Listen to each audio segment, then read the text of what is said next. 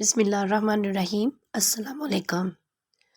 تمام معزز خواتین کو مبارک ہو کہ وہ خاتون پیدا فرمائی گئی ہیں۔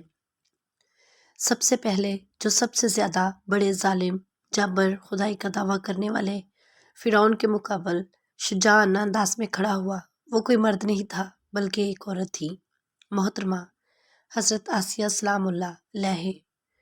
سب سے پہلے جس نے مکہ اور کعبہ کو آباد کیا وہ کوئی مرد نہیں تھا بلکہ ایک عورت تھی،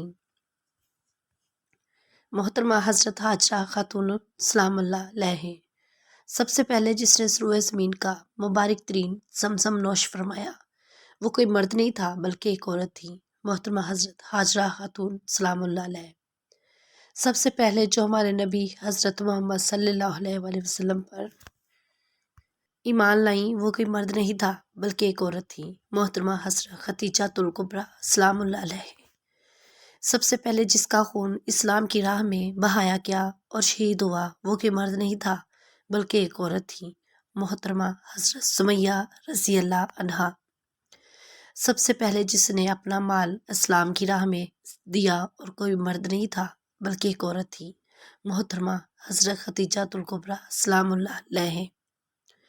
قرآن مجید میں ارشاد ہے کہ سب سے پہلے جس کی بات اللہ نے 7 آسمانوں سے اوپر سنی وہ کوئی مرد نہیں تھا، ایک عورت تھی، محترمہ حضرت خولت رضی اللہ تعالی عنہا۔ سب سے پہلے جس نے صفا مروہ کی صحیح انجام دی وہ کوئی مرد نہیں تھا بلکہ ایک عورت تھی، محترمہ حضرت ہاجرہ خاتون سلام اللہ علیہ۔ سب سے پہلے جو سب کی مخالفت کے باوجود بیت المقدس میں داخل ہوا وہ کوئی مرد نہیں تھا، عورت تھی، محترمہ حضرت مریم سلام اللہ علیہ۔ اب لاکھوں حاجیوں پر لازم ہے کہ ایک عورت کے انجام دیے گئے فعل کو بجا لائیں ورنہ ان کا حج قبول نہیں ہوگا۔ جس نے کیسر یزیدی کو لرزا دیا وہ کوئی مرد نہیں تھا بلکہ وہ عورت تھی، حضرت زینب بنت علی سلام اللہ علیہ۔ جن نے سر برہنہ بازاروں درباروں میں مرد کے لہجے میں خطبے دیے کہ تمہارے پردے کو سلامت رکھا، دین کو بچایا، وہ کوئی مرد نہیں تھا بلکہ وہ عورت تھی، حضرت زینب بنت علی سلام اللہ علیہ۔ اے آزادی اور فحاشی کی متلاشی خواتین، تمہیں اسلام سے پہلے زندہ درگور کر دیا جاتا تھا، آج تم خود مختار زندگی گزار رہی ہو۔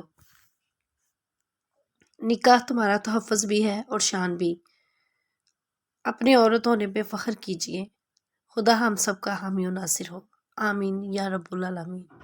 بحق محمد صلی اللہ علیہ وآلہ وسلم و آل محمد صلی اللہ علیہ وآلہ وسلم و صحابہ